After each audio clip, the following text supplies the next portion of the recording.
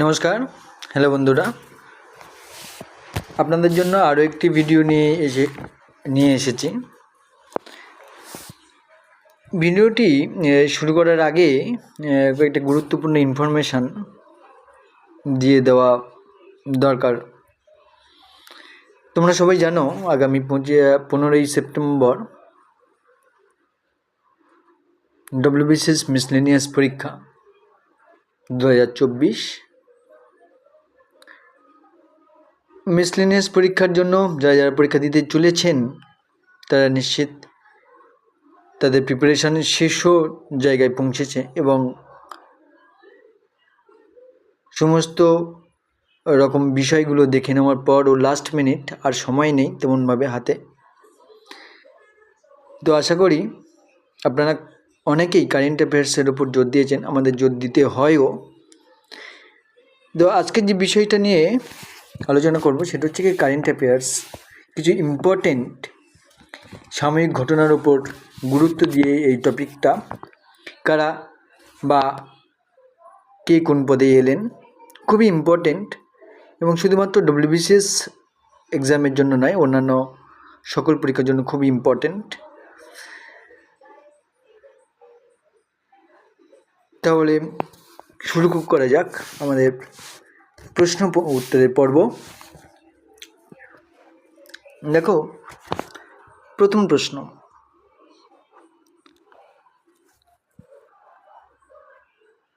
প্রশ্নের দিকে তাকালে দেখতে পাবে যে প্রথম প্রশ্ন যেটা রয়েছে সেটা হচ্ছে কি 16তম অর্থ কমিশন কে হন? অরবিন্দু পানাগ্গারিয়া। তারপরে নেক্সট প্রশ্ন আছে fire service, civil defence and home গার্ডসের ডিজি পদে কে বসলেন? বিবেক শ্রীবাস্তব। এরপরের প্রশ্ন পাওয়ার গ্রিড কর্পোরেশনের নতুন চেয়ারম্যান ও MD বা ম্যানেজিং ডিরেক্টর কে হলেন? রবীন্দ্র কুমার ত্যাগী। নেক্সট কোশ্চেন উত্তরপ্রদেশে চিফ সেক্রেটারি পদে পুনরায় কে নিযুক্ত হলেন? পুনরায় মানে আগে ছিলেন, আবার নতুন করে তিনি নিযুক্ত হয়েছেন। তার নাম কি? দুর্গা শঙ্কর মিশ্র। পরবর্তী প্রশ্ন পশ্চিমবঙ্গের নতুন চিফ সেক্রেটারি কে হন? ভগবতী প্রসাদ গোপালিকা। তারপরে প্রশ্ন বিদেশ মন্ত্রকের নতুন মুখপাত্র কে হন? রণধীর জয়সাল। তারপরে প্রশ্ন নালসার এক্সিকিউটিভ চেয়ারপারসন কে হন? সঞ্জীব খান্না। তারপরে প্রশ্ন খুবই ইম্পর্টেন্ট এই দুটো প্রশ্ন, যে নালসার এক্সিকিউটিভ চেয়ারপারসন এবং পশ্চিমবঙ্গের নতুন চিফ সেক্রেটারি, সব প্রশ্নগুলো খুবই ইম্পর্টেন্ট, কিন্তু তার মধ্যে আমার মনে হয় বিদেশ মন্ত্রকের নতুন মুখপাত্র এবং নালসার এক্সিকিউটিভ চেয়ারপারসন কে হন, এই দুটো প্রশ্ন কিন্তু খুবই ইম্পর্টেন্ট। অন্যান্য প্রশ্নগুলো খুবই ইম্পর্টেন্ট এবং আমি যে প্রশ্নগুলো আলোচনা করে দেবো সেগুলো খুবই ইম্পর্টেন্ট। নেক্সট কোশ্চেন দেখতেই পাচ্ছ, সেবির এক্সিকিউটিভ ডিরেক্টর কে হন? জি রামমোহন রাও। নেক্সট কোশ্চেন মহারাষ্ট্রের প্রথম মহিলা ডিজিপি রশ্মি শুক্লা।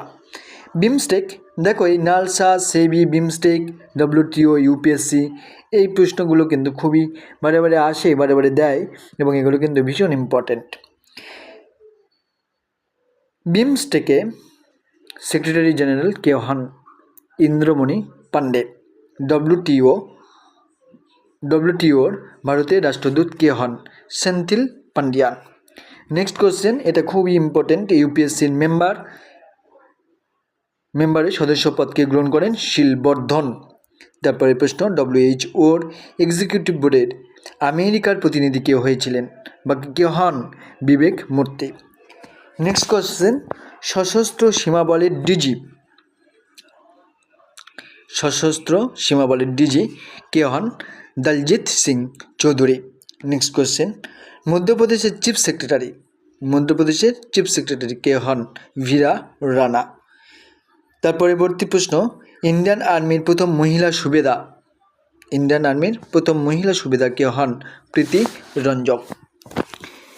এরপরের প্রশ্ন দেখো যে উত্তরপ্রদেশের পুলিশ DSP কোন ক্রিকেটার? দীপ্তি শর্মা। তারপরে প্রশ্ন, উত্তরপ্রদেশের পুলিশ ডিজিপি প্রশান্ত কুমার। ভারতের হেলথ সেক্রেটারি হিসাবে কে নিযুক্ত হন? অপূর্ব চন্দ্র। ইন্ডিয়ান আর্মির ভাইস চিফ পদে কে যোগদান করেন? উপেন্দ্র দ্বিবেদী। পরের প্রশ্ন, রাজস্থানের অ্যাডভোকেট জেনারেল হিসেবে কে যোগদান করেন? রাজেন্দ্র প্রসাদ গুপ্ত। অর্থমন্ত্রকের প্রধান উপদেষ্টা কে হন? অর্থাৎ ভারতের অর্থমন্ত্রকের প্রধান উপদেষ্টা কে হন? পবন কুমার।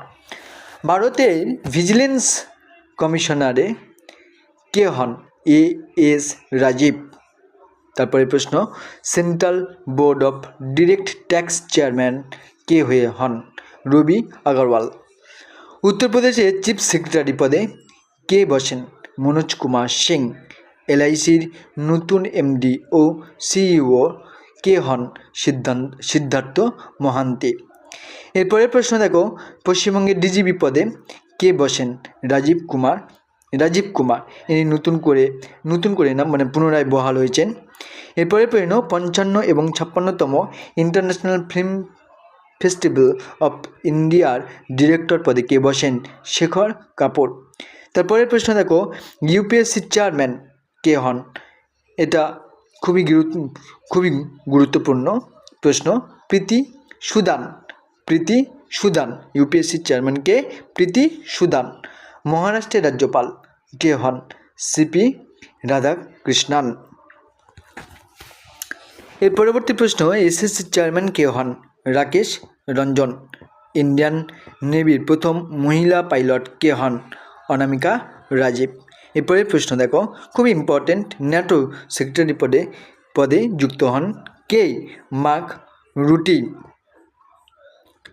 এরপরে ওয়েস্ট বেঙ্গল অর্থাৎ পশ্চিমবঙ্গের এসএসসি চেয়ারম্যান কে হন? বিবেক সহায়। তারপরে প্রশ্ন, ট্রাইয়ের নতুন সেক্রেটারি কে হন? অতুল কুমার। এরপরে প্রশ্ন, এনটিএ ডিরেক্টর জেনারেল কে হন? প্রদীপ সিং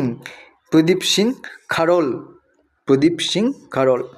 18তম লোকসভার বিরোধী নেতা কে হন? রাহুল গান্ধী। এরপরের প্রশ্ন, ভারতের নতুন বিদেশ সচিব কে হন? বিক্রম মিশ্রি। তারপরে প্রশ্ন, এসসি অর্থাৎ সুপ্রিম কোর্টের বার অ্যাসোসিয়েশনের প্রেসিডেন্ট হিসেবে কে যোগদান করেন? কপিল সিবল।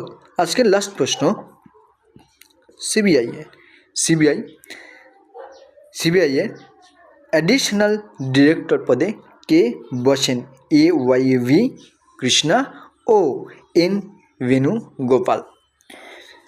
তাহলে বন্ধুরা বুঝতে পারছেন যে প্রশ্নগুলো খুবই গুরুত্বপূর্ণ।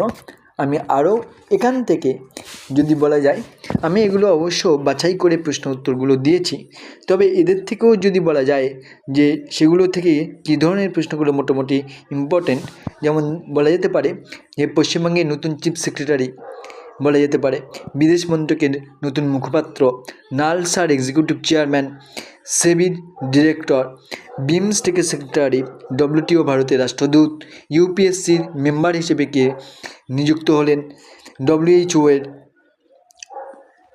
এক্সিকিউটিভ বোর্ডের আমেরিকান প্রতিনিধি কে হন? বিবেক মূর্তি। এরপরে দেখো আরও কতগুলো ইম্পর্টেন্ট, যে ইন্ডিয়ান আর্মির ভাইস চিফ, এটা খুব ইম্পর্টেন্ট। তারপর হচ্ছে অর্থমন্ত্রকের প্রধান উপদেষ্টা, এটাও খুব ইম্পর্টেন্ট। তারপর এলআইসির নতুন এমডি ও সিইও সিদ্ধার্থ মহান্তি। পশ্চিমবঙ্গের ডিজিপি। তারপর হচ্ছে ইউপিএসসি চেয়ারম্যান, এটা খুব ইম্পর্টেন্ট, ইউপিএসসি চেয়ারম্যান। তারপর হচ্ছে এসএসসি চেয়ারম্যান, ইন্ডিয়ান নেভির প্রধান মহিলা পাইলট। তারপর হচ্ছে ন্যাটোর সেক্রেটারি। তারপর ওয়েস্ট বেঙ্গল এসএসসি চেয়ারম্যান। তারপর ট্রাইয়ের নতুন সেক্রেটারি কে হন? এনটিএ ডিরেক্টর জেনারেল প্রদীপ সিং খারোলা প্রভৃতি। এই প্রশ্নগুলো খুবই ইম্পর্টেন্ট। তারপরে এই যে সুপ্রিম কোর্টের বার অ্যাসোসিয়েশনের প্রেসিডেন্ট আর সিবিআই এর অ্যাডিশনাল ডিরেক্টর। সুতরাং দেখো শুধুমাত্র মিসলেনিয়াস নয়, WBCS এবং SSC CGL বা MTS বা অন্যান্য এনটিপিসি, রেলের এনটিপিসি, এই ধরনের পরীক্ষাগুলোতে এই ধরনের প্রশ্নগুলো শুধু ভাষার যা একটু পার্থক্য হতে পারে। আমি এখানে হয়তো বাংলায় দিয়েছি, সেখানে ইংলিশে আসবে, কিন্তু প্রশ্নগুলো একই। একটু ঘুরিয়ে ফিরিয়ে প্রশ্নও আসতে পারে, তবে এই প্রশ্নগুলো কিন্তু এবছরের জন্য খুবই গুরুত্বপূর্ণ প্রশ্ন। আশা করি তোমাদের সবার উপকারে লাগবে। আজকেকার